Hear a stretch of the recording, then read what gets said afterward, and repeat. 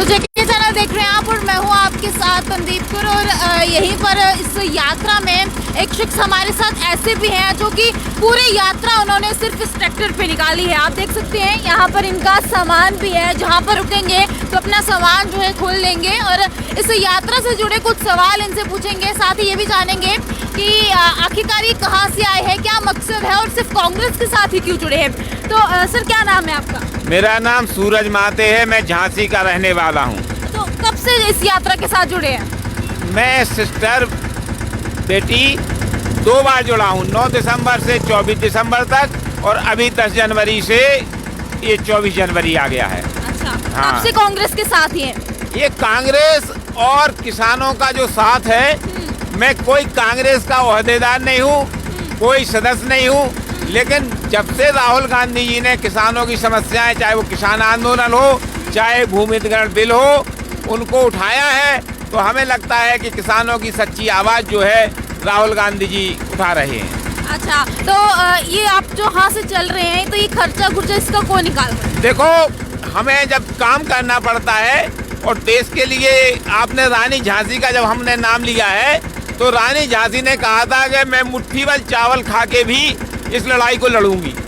तो हम उस जिले के रहने वाले हैं, तो हमें लगता है कि हमें अपने जो आखिरी पैसा है और आखिरी अपना संघर्ष है वो देश के लिए जारी रखना चाहिए। अच्छा, और कहाँ तक जाने वाले हैं इस ट्रैक्टर पर? हमारा इरादा तो श्रीनगर पहुंचने का है। क्या लगता है हो जाएगा पूरा? देखिएगा, अब ये मौसम तो हमें यहाँ तक लाया है अभी और कोई परेशानी नहीं आई है। कोई परेशानी नहीं? हाँ, बिल्कुल भी कोई परेशानी नहीं आई है और हमें लगता है कि आगे भी कोई परेशानी नहीं आएगी। आप पूरी यात्रा में साथ थे तो क्या लगा, जिस तरह से आपने कहा कि राहुल गांधी का ये किसान के साथ जिसमें उनकी आवाज़ उठाई है, तो आपको लगता है आप उनके साथ खड़े हो, तो इस पूरी यात्रा में बाकी लोग जो इनके साथ जुड़ पाए हैं, क्या लगता है जो इलेक्शन होगी वहाँ पर इनका झंडा जो है वो फहराता हुआ नजर आएगा? ये राहुल गांधी जी जब आए हैं, आप देख रही हैं, हम आपको क्या बताएं, मैंने जो देखा है तो एक लोगों को उनसे जुड़ने का, और उसमें आप लोग भी माध्यम है, आप लोगों के माध्यम से हम जैसे छोटे किसानों का आवाज़ लोगों तक पहुंच रही है। तो ये एक दूसरे से जब मिल रहे हैं, भाषाई प्रांत, जैसे आपने पंजाब का नाम लिया तो हमें लगता है कि आप पंजाब से हैं।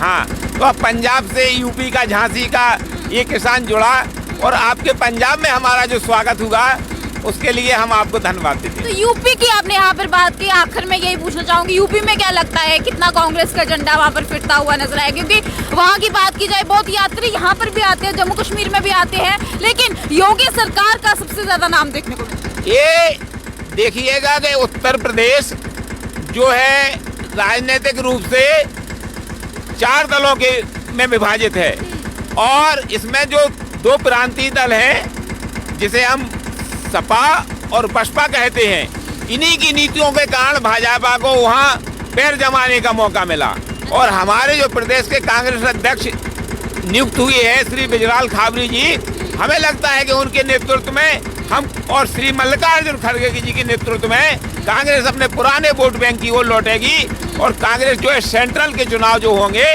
उनमें अच्छा प्रदर्शन करेगी। क्या लगता है यूपी में योगी सरकार जो है वो पूरी तरह से कामयाब नहीं हो पाई है, लोगों के दिलों तक नहीं उतर पाई है?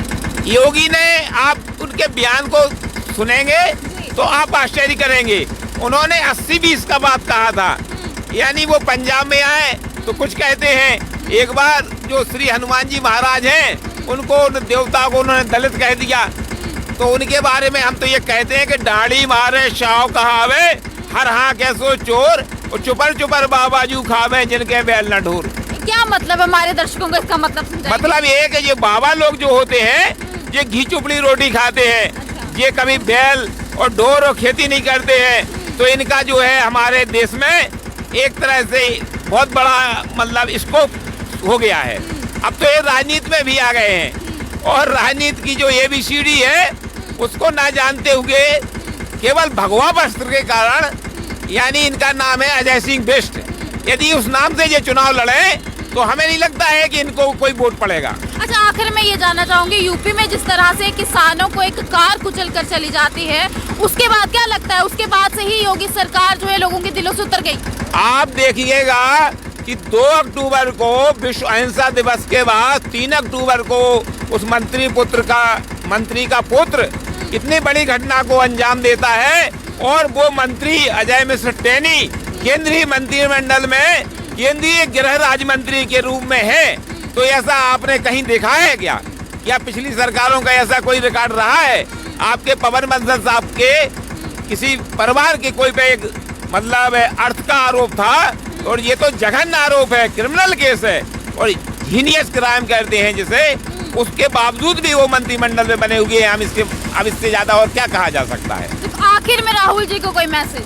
राहुल जी के लिए तो हमें लगता है कि जो कार्य कर रहे हैं वो बहुत अच्छा कर रहे हैं, और उन्होंने अपने अनुभव से कांग्रेस को जिस तरह से चलाने का, या देश में कांग्रेस का जो दल है उसके द्वारा इस देश को चलाने का, या देश में सरकार की ओर जाने का जो रास्ता श्री मल्लिकार्जुन खड़गे, श्री बिजलाल खाबरी, आपके अमरिंदर सिंह, राजा बडेंग आदि लोगों के साथ चुना है, तो इस टीम के साथ वो सफल होंगी। चलिए रोकिएगा, हम भी जरा उतर रहे हैं अब, और इनसे बातचीत जिस तरह से हमने की और जाना, और ये ट्रैक्टर पे पूरी सवारी जो है इनके साथ साथ वो भी हमने की है, और इसी के साथ बताया कि इनका क्या कुछ है, और पूरे कश्मीर तक जाने का इरादा इन्होंने बनाकर रखा है, और वहीं पर योगी सरकार से किस तरह से खफा नजर आए उसकी भी जानकारी आपको दी। वहीं पर इस पर आपकी क्या राय है ज़रूर बताइएगा, और मुझे दीजिएगा इजाज़त। नमस्कार।